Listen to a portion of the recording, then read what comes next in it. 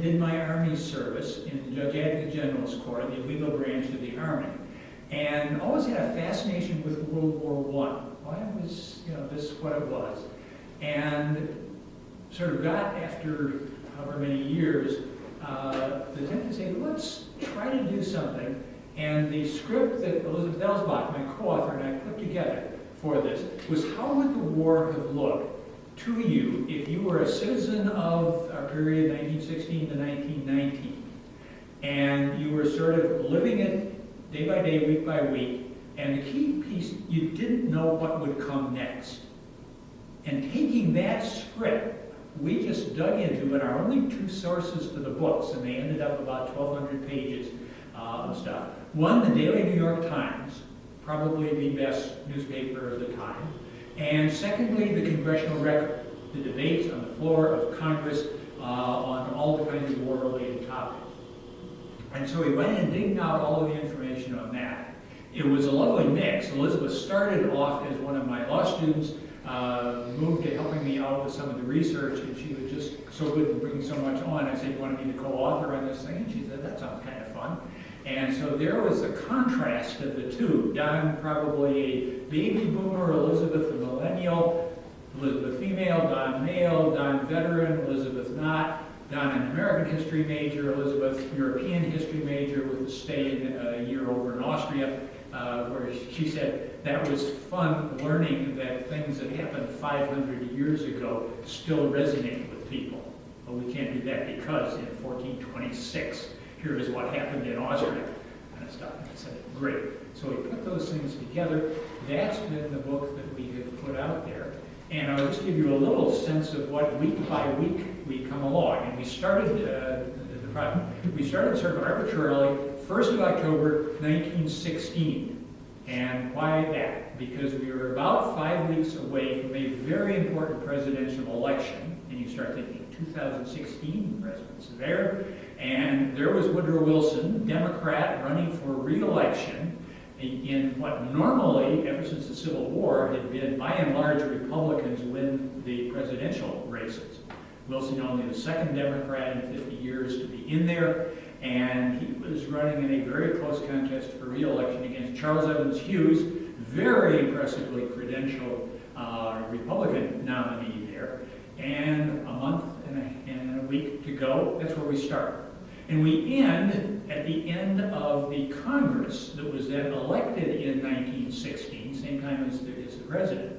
And the enormous things that they did, we'll talk more about those in just a minute. When Congress went out of business, the 5th of March, 1919. So those 28 months of the activity is week by week by week what we do. And just to give you a sense, here is the week of February 9 through 15, 1919. Quick summary of what happened. Americans at home and around the world paid tribute to former President Theodore Roosevelt.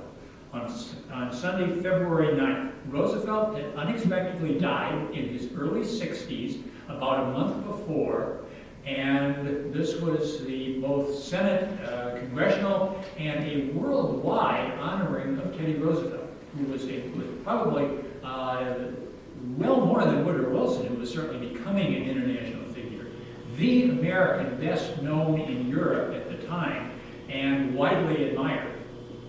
And there was Teddy Roosevelt having died, and where we track things on.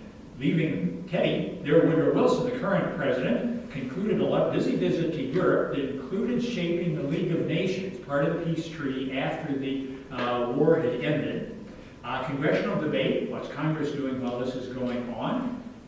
With the president, the war effort, what this League of Nations, what the peace treaty ought to be, and in addition, all kinds of battles over legislation, including two pieces, particularly the Revenue Act, how we are spending money, and boy, did that Congress spend money, and we'll talk a bit about that as we go tracking along.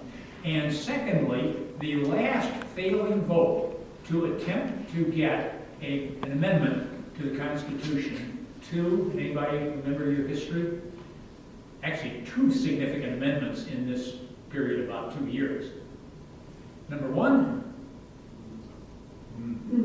prohibition, very good. Number two, women's suffrage. Women's suffrage, bingo. Prohibition, got through. That Congress did it, the states ratified it, we're into the 1920s and all the excitement of Prohibition. Just missed getting enough votes this Congress to get women's suffrage on, and the Times commentary is, with a newer Republican Congress coming into the next session, I bet it's going to pass. And they were absolutely right. We get those two things taken care of. That's a piece of the story. Other news going around the world, disorders all over the world. The city of Seattle, if you're Seattle's major problem this 100 years after, seems to be the weather. This time it was labor strikes, and the mayor threatening to call police and troops and everything else out, finally settling there. Riots in Germany, as having lost the war, Germany struggling with that. Considerable battles even in England over strikes, who does what happens after the war, pieces of things that are there. And so that's just 1 week's worth of a lot of excitement going on in the world. Well, taking a quick, sort of broad scan of the war, our 28-month period, arbitrarily I sort of slice it in 4 pieces and do it chronologically. We'll start the first one, October 1st, 1916 to April 8th, 1917. Starting with the closure of the election, who's our next president, what's the next Congress going to be, ending with the declaration of war. Fast summary of those again. Woodrow Wilson barely wins re-election. Considerable part of the victory, attributed to state of California, goes heavily for Wilson and heavily female support for Wilson against the Republican candidate. And you're saying, wait a minute, I thought we didn't vote in. This was the individual states choosing to vote. 19th Amendment is women get to vote all around the country. And the state can't say, no, we don't get to vote in North Dakota, North Carolina, wherever it may be. So there, we just made it back in. And if you remember again your history, what was the great slogan from the campaign in the Wilson, Charles Evans Hughes campaign? He kept us out of war. He kept us out of war. And that a hugely appealing message to voters in the United States, who in the, what were we now, 2.5 years the war in Europe had been going, the United States discovered we've got a wonderful arrangement. Our sons, husbands, friends, co-workers are not dying over in the trenches. And there was, with the coverage of the war, no great mystery that, oh, this is not a glorious, romantic kind of, civil war is seen through going with the wind eyes. This is the most god-awful war, and the casualties are just staggering. And the United States isn't losing any of their people, other than the extreme, I want to go over and fight for the Allied cause, or possibly even the German cause, and which my country we're in, but I'll take what's there. There is that piece of it. And the second good news from the United States is, boy, is this a wonderful situation in which to do business. And whether we are selling food, whether we are selling munitions, whether we are selling other kinds of goods, manufacturing and stuff is desperately short in Europe. They desperately need all of these things, and they are willing to pay very generous prices for them. So if at the start, 1913, Woodrow Wilson kind of worked his way through a modest recession, now you've got a booming American economy. And the message, he kept us out of the war, that's as good as anything that I've heard. And maybe even, as we say, considerably greater than let's make America great again. We're saying America's pretty great, right the way it is. So there's the United States, ready to keep on with this drill. What pushes the United States into war? 2 pieces particularly. Number one, the German decision, and a sort of agonizing both military and political one of the major weapons that we have got that would let us, we think, win the war is the submarine. And if you recall the great famous sinking, and it's there on the poster advertising, and I love the promotion for the program here, the Lusitania gets sunk by German submarine. Passenger ship, also carrying some munitions to the United Kingdom. The submarine goes out, sinks it just off the Irish coast, and 128 Americans die. Passengers on the supposedly commercial liner, and it goes down. And the Germans probably don't help their own cause when they decorate prominently the submarine captain, and it's not an, oh my goodness, we goofed that up and we didn't realize that, there was that. And then if that wasn't bad enough, the Germans about a month or so later made it even worse when they, as they're figuring out their strategy of how we are going to win this war, sent a message around to the Mexican government. And we had been in Mexico, United States, do we still have some issues there? Sure, haven't solved all those problems. There was the German foreign minister sending a message to the Mexican government with kind of an addendum over to the Japanese government, saying, why don't you guys join our side of the war? And what do we offer? We'll give you back the stolen territories of Texas, New Mexico, Arizona, as your reward for helping us win this war. Oh, not terribly good news for supporters of the German cause. And at least one of the prominent German-American supporters in there came up with, this has got to be a British fake, we planted something there, it's not true, don't believe this. And that probably had some people convinced for maybe a couple of days, until the foreign ministers said, yeah, we sent it out. This is just contingency planning, we're not promising anything that's there. And at that point, the German ability to keep the United States out of war had drifted down to a pretty challenged one.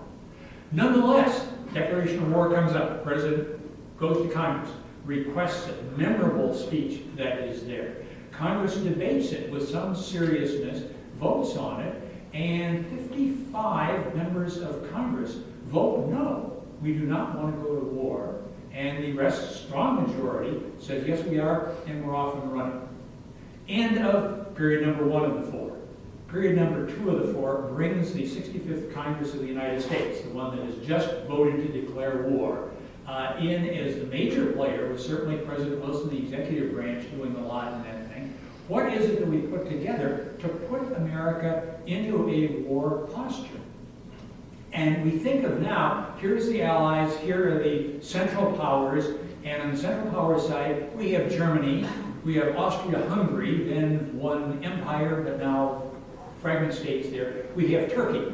That's one side of the game. Going up against them on the other side, the United States, Russia, Great Britain, France. Who do we think wins that battle today? You're kidding. We wouldn't even think that there would be a chance. Here are the 2 major nuclear powers in the world. Here are the major militaries in the world. Here, even in Europe, in Britain and France, are the 2 most military advanced powers that are out there. 100 years ago, not nearly so clear as to what comes out of this. And one piece of which is certainly, here is Germany, relatively new united country, that has gone through this period of winning a couple of wars, including one with France in 1870, that prompted the Germans, and some of this is, do you not like Germans, or do you, go for them? I've got enough German ancestry, so I always get a little bit uneasy about this. Well, you Germans are just naturally warlike people, but Germany certainly was in a military culture kind of stage. And we are expecting something resembling military service, something resembling military training there. And Germany, clearly, the major military land power in the world at that time. Great Britain, the major naval power in the world. Other countries out there playing around. Further piece of this, and you're thinking, well, Germans, they're 80 million people. The French are only about 40 million people. The United States, maybe 110 million people in 1916 and 17.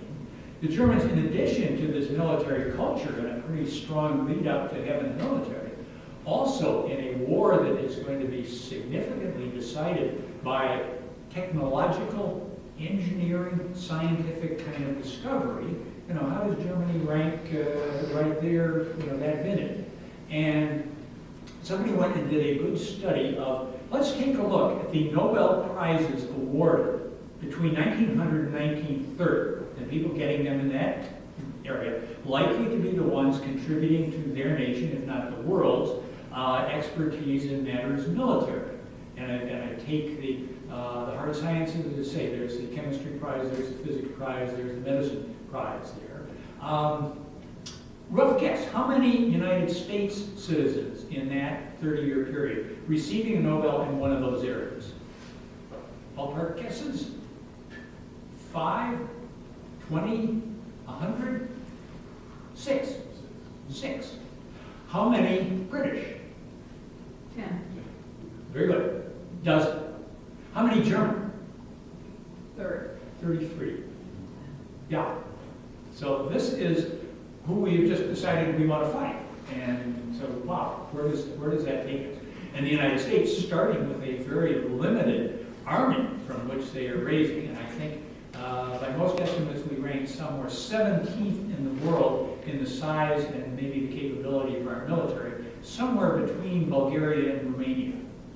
Now we are, depending who you're believing, the eminent military power, or certainly one of the eminent military powers, and we wrestle with that.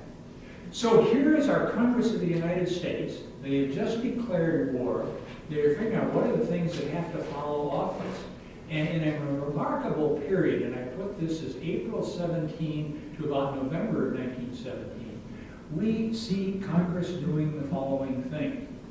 One, almost immediately after the declaration of war, they are asked by the Allied powers, Britain, France, Italy not quite yet in at that time, we desperately need money. We have virtually bankrupted ourselves trying to fight this war, and could you make us some loans on generous terms and we'll pay you back whenever. And in the most remarkable of and fastest of congressional actions, Congress says, you need $3 billion? And that's when it said $3 billion was real money. Yeah, we'll vote for that. And you've got good Republicans, conservative, everything else, saying, and frankly, I don't care if they pay it back. And in fact, they carry the burden of this war that we are now fighting with them for 2.5 years, and that's the least we owe them. That thing passes almost unanimously, races through in about 2 days in the halls of Congress. President Wilson signs off on it. Boom, there's number one. Number two, how do we raise the army? And here it gets a good deal more interesting and a good deal more competitive. The traditional American way of fighting its wars has been with a volunteer military, all the way back to Lexington and Concord. These are the Minutemen going out to fight to make the new nation out there. Who doesn't like that idea terribly well? Well, most significantly, the professional military doesn't like that idea terribly well, because they say we need to mobilize the entire country. And if we start off by saying we want to get every volunteer that we can, race off, join the colors, and fight, we're going to be losing a lot of people to fatalities early in the war, when they are much more needed, thinking somewhat long-term, to be helping train many of the millions coming along with American forces.